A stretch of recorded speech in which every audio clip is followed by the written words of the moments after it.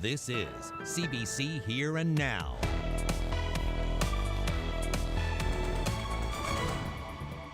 This Sunday marks 100 years since the end of the First World War on the 11th minute, on the 11th hour of the 11th day. Tonight, a special Remembrance Day edition of Here and Now. We'll look at some of the history, some of the music, and the way that war scarred and shaped our province. I'm Anthony Germain. And I'm Debbie Cooper, and we'll check back with you, Anthony, in about 10 minutes. But right now, let's get to our top story. The discovery of a woman's body inside a Kilbride apartment earlier this week. The death has neighbors feeling nervous, and police aren't saying much. Here Now's Carolyn Stokes explains. Residents of this Kilbride apartment building are still waiting for answers after a 45-year-old woman was found dead inside her apartment on Wednesday night. Now, police are not saying whether or not this was a homicide, but they are saying it's suspicious. Some people are frightened to death and live here now. Really? Because of it. Yeah. I think it's getting things is just getting out of hand, and like I said, there should be cameras, there should be, in all big buildings, there should be some security. It's a saying that another girl got gone. Police did take a man into custody here Wednesday night, but the arrest was for outstanding warrants and not connected to the woman's death. That man is still in custody, and police have not said whether he and the woman knew each other. I guess you would have seen her around in I talked and, done everything else. Yeah. So what was she like? She was a nice girl, free going, see?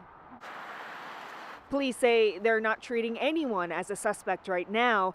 They're waiting for a critical piece of information, the autopsy report from the province's chief medical examiner, which will say if her death was a homicide. Carolyn Stokes, CBC News, St. John's. The RNC is looking for two suspects responsible for a series of break-ins at stores in St. John's. Police say a man and this woman are responsible. The first two break-ins happened at the Arthur James clothing store inside Coleman's on Newfoundland Drive. Now, the third break-in was caught on security video. This is a store called Legends on Hamlin Road. The pair backed up their Jeep, smashed the window, and began grabbing what they could. Police say that Jeep was stolen from a local dealership.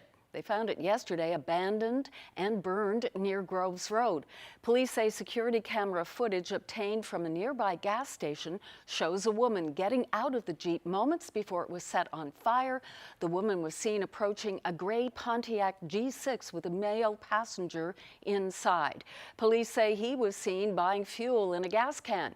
The RNC is hoping anyone who recognizes the pair will come forward or call Crime Stoppers. There's big interest in our offshore oil sector. 5 successful bids were announced this week, totaling $1.38 billion. That's a record total for this province. But the news has the FFAW crying double standard. Here Now's Katie Breen reports. This is a map of the offshore Newfoundland. You can see a conservation area there at the top, outlined in red. The orange splotches are the 5 successful bids. And you can see that one is fully in this area and another overlaps. So these are areas where there's actually no fishing whatsoever allowed. 2 of the 5 potential projects approved by government are in the protected area, where Sullivan's union members aren't allowed to fish. It's absolutely not acceptable to say that a harvester can't put a hook in the water, but we're able to seismic blast, we're able to drill, dredge holes potentially, and and who knows what the impacts of potential oil spills are. So the double standard doesn't make sense in any universe, and it's time for our governments to address that. The provincial government says it's excited to hear about increased activity in our offshore and increased interest in environmental concerns.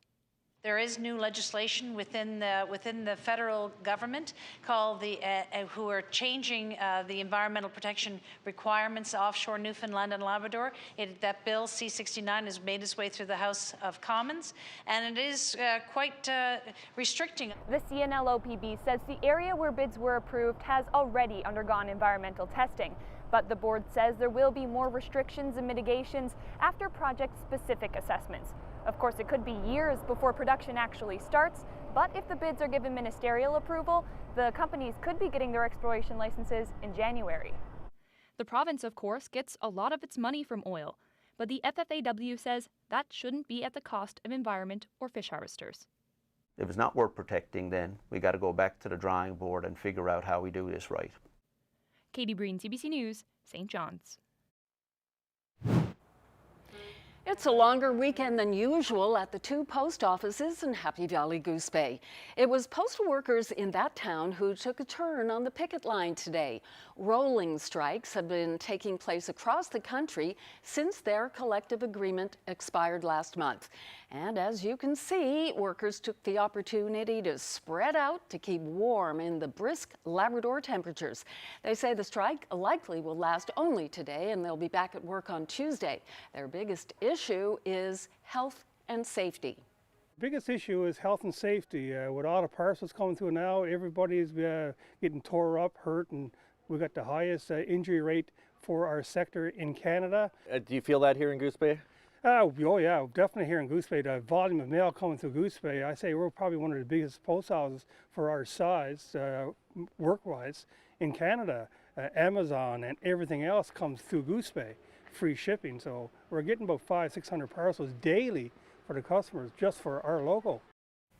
Let's have our first chat about the weather. Ashley, you can see quite cold, chilly there in Happy Valley Goose Bay, and we could feel it around here today. No snow, but very cold. Not yet, but there is snow, unfortunately, on the way, more so for Labrador. Significant snowfall event on the way. If we take a look at the weather for the next weekend, or for the weekend rather, it's going to be a messy one depending on where you are. That weekend storm very much on the way. It does look like snow, as I mentioned, for Labrador. Could see somewhere between 25 to 35 centimeters of snow in some cases. A number of winter storm warnings and watches in effect there. And then for the island, rain for the most part for the south coast. And then it starts to get messy for the rest of the island, transitioning from snow to ice pellets, freezing rain in some cases, over to rain and a little bit of a warm up on the way. I'll have all the details coming up in a little bit. Debbie? Thanks, Ashley. Investigators are trying to figure out why a plane bound for Toronto crash-landed in Guyana this morning. The plane had just taken off with 128 people on board, including 82 Canadians, when the pilots reported hydraulic problems and were forced to turn back. Overshot the runway, and at the end, there's a whole bunch of spikes, and we got about 2 flat tires, or 3 tires were blown out. And the plane shifted to the right. One of the wings came apart, and the engine on the right side actually flipped over, and we crashed into a big sand pile. Everyone survived the crash. 6 people were injured, but none were Canadian.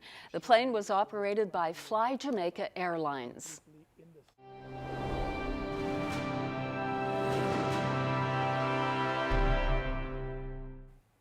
The Rooms has a series of Remembrance Day events this weekend to commemorate the end of the First World War. And that's where Anthony is tonight. Anthony? That's true, Debbie. Obviously a very special place, the Rooms, this weekend. It was special all year round, but especially heading into November 11th. Maureen Peters is the curator of history here at the Rooms. Thank you so much for having us. Oh, thank you very much for coming. So a lot of people, of course, have got all kinds of activities they're planning, not just going to the National War Memorial for the formal services, but of course there's the Rooms. So what are you guys doing this weekend? Well, tomorrow we're having tours at 11 and 3. At the one at 11 o'clock, I'm giving myself as the curator of history who developed the exhibition on the First World War here. At 1 o'clock, the Singing Legionnaires are performing here in the atrium. And at 2 to 4, we're having a family fun where kids can come in and make poppies and forget-me-nots and remember the soldiers who fought in the war. Okay, so a pretty full day. Very full day, yes. All right, I want to talk to you about the exhibit itself because I've been at the First World War exhibit many times, and every time I come here, I take away something new. Has anything changed since it opened a couple of years ago? Yes, we've installed some new artifacts. Just this week we put in Paddy Walsh's artifacts. He was one of the first 500, number 286, and he fought in the during Monchi, and he was injured. He was shot through the thigh, and he ended up crawling into a crater. And he spent they stripped him of his clothes, threw him on top of a dead German, and he spent 9 days surviving off the rations he found on the dead German until he decided to crawl out of the crater and was spotted by a British soldier and rescued. You can't imagine the horror of living in a bomb crater, unclothed, living off whatever you can for 9 days. 9 days. Yeah, well, they had his greatcoat, but he had basically been stripped besides his greatcoat, and it was It was in April, so it's not the warmest. And he tried to survive, and had just a determination to survive. And he was going to be taken as a POW, as a prisoner of war, but he was so badly injured because his leg was bleeding so poorly that they just threw him into a crater and left him for dead. So how do these kinds of stories come to your attention? Because obviously history is almost a living thing. Did the family come towards you and say, hey, we want you to know the story of our ancestor? Yes, his family came in and provided us with a picture and the medals, and we decided to put them on display. And his medals actually and his story traveled into our regional museums out to Grand Falls, Windsor, and to down in the Grand Bank. So obviously a lot of people come here. My final question for you, how has that exhibit done now? It's been here. Is it still popular? Are people still coming? Yes, it's still very popular. When we do tours, we have quite a few people show up, and it's still very emotional. It still evokes a lot of emotion out of the people of Newfoundland and Labrador. So we have quite a high attendance for that exhibition. And please, tomorrow, everybody come down and see it and remember our soldiers. Right. Well, thank you so much for your time. I appreciate that. You're very welcome. All right, so obviously the Room's a very busy place. If you're looking for something to do this weekend, what better place than to come to the Rooms here in St. John's? And a bit later, you hear some music in the background. We're going to meet the people who are making that beautiful music tonight here at the Rooms.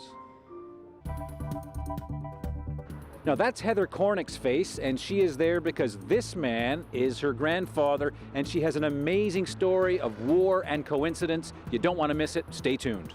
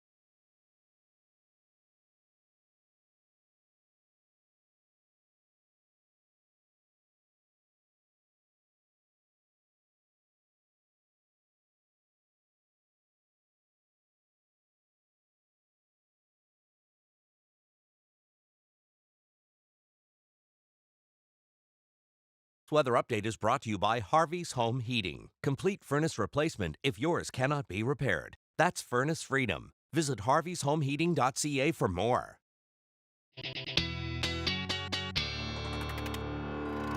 Welcome back, everyone. And Ashley, we were saying earlier, you were telling us that it was cool and it is going to get messy for the weekend. But what were the temperatures like today exactly? It felt cooler than I think they are. Yeah, no, it definitely did. And we're sitting a little bit below seasonal across the island for the most part. If we take a look at those temperatures, only reaching a high near 6 degrees in St. John, 7 in Bonavista. Again, those temperatures generally sitting in the mid-single digits.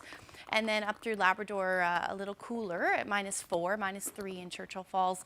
Now, if we take a look at the current temperatures, they've dropped even more so, a couple of degrees, and will continue to do so as we head through the night tonight. Corner Brook at 1 degree, 5 in St. John's, Gander already hovering around the 0 degree mark right now. So into the evening hours and overnight, we are looking at that slight chance of a few showers or flurries everywhere across the island, but then we should start to see clearing skies.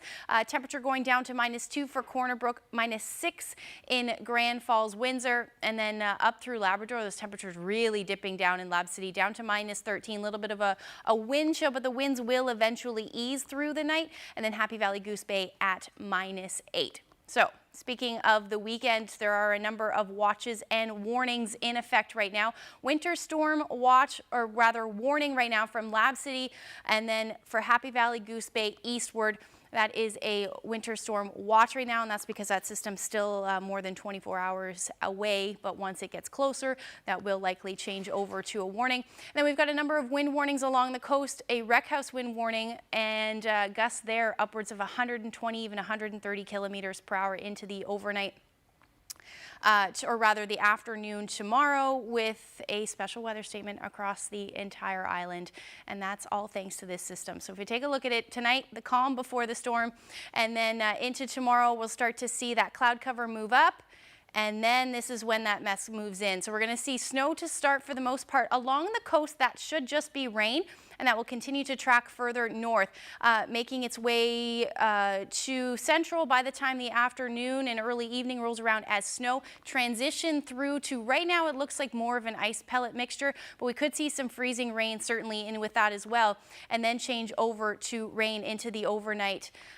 With significant rainfall amounts right now. It looks like along the coast and the South Burin and the southern Avalon could see somewhere between 20 and 40 millimeters of rain with this system, and then that will continue to track north. With this system, though, it does look like those temperatures will be hovering around the 3 degree mark.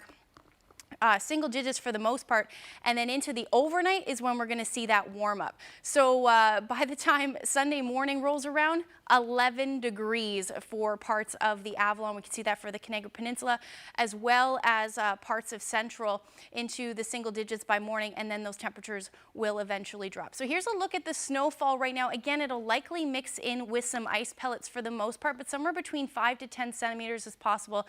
This number likely closer to 5 to 10 centimeters as well, with that ice pellet moving in. And then parts of the Avalon as well.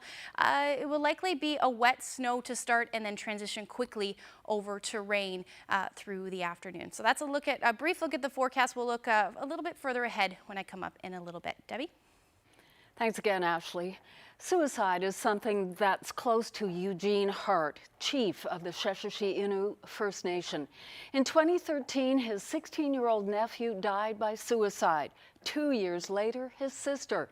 Suicide rates among Innu and Labrador are 10 times higher than the national average, 14 times higher than suicide rates on the island. For the first time, Hart spoke publicly on the subject last week at a national suicide prevention conference. Here he is speaking with our Jacob Barker. Experienced it twice in the last 5 years through my late nephew and my sister. My nephew was Wapasan Martin. He was 16. And my sister, Marilyn Martin. It's hard, and even today it's hard. And I'm sure it's hard on my mom and dad as well, because he was the first grandchild in the family. And your first is your first, right? And you're first of everything. Mm-hmm. And then my sister, it's hard for her too, because I'm starting to see her grandchildren come in the picture. She's no longer there, but you can see the resemblance in one of her granddaughters. Is the spit of her when she was that age. And a lot of people don't like to disclose personal experience, but It's life. You gotta talk about it. In order to grieve, like me, I'm still grieving too, but I can handle it. But I'm still grieving as I'm going. I'm not saying I'm fully recovered from grievance. You still have that numbness that you're working on. I spoke to my family about it, and I said I'm ready. I'm ready to come publicly acknowledge that this has happened in my past. And a lot of my friends that was there at the conference, they were like, I know why you're a chief now. I know why you want to do this for your community. And it's not like I'm looking for sympathy. It's good to speak about what you've experienced, because we try to help people as they grieve as well. When I decided to become chief, you try your best to help your family when in need, right? When the time is there. But I want to give back to the community. You feel like you're doing something then when you're helping people in need. There could be a death in the community. It doesn't have to be a suicide. But whatever you help people with, could be through housing, could be through just in regular general day. There's always that little help you feel you did something today. What do you think the community needs to better combat suicide?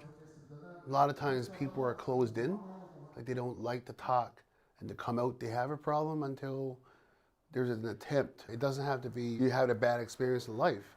It's just that sometimes we don't know when it's going to strike an individual, because we can't predict tomorrow. I've worked in a school system for almost going for 16 years before I became a chief. We had students that transferred back from different provinces outside of Newfoundland and Labrador. They came back and the rates was high then. I don't really think they got the service they needed. So I think part of it is a lot of people were scared to ask for help. Like they feel alone. Because I talked to a lot of people in a round of a day, and I experienced just by talking to them, they're afraid to confront with their family. They're afraid to admit that they need help. But I don't think nobody should be afraid. Mm-hmm. If you can use your mouth and use your lips, say it.